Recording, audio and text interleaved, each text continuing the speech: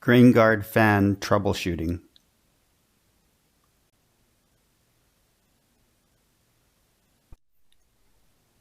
In this video, we will go over possible issues if your fan will not start. Turn the fan switch to the start position. If the fan does not start, check to make sure the fan is getting power.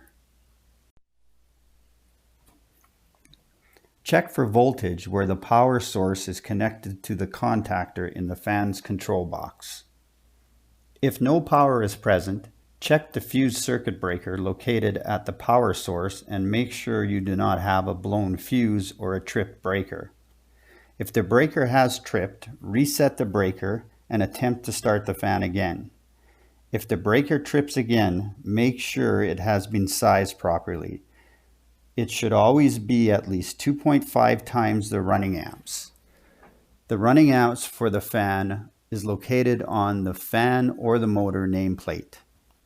If you have determined that you are getting power at the contactor, turn off the power source and check for any loose, burnt, or broken wires in the control box. Follow all the wiring from the contactor through to the motor wires.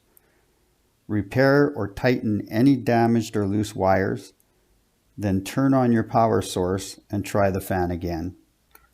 If you are getting power at the contactor, but the voltage is lower than it should be, check to make sure you have the correct wire size or gauge coming from your power source. The proper voltage the fan should be receiving is located on the fan or the motor plate. Take a look at this wire sizing chart. It will help you determine the correct size you need.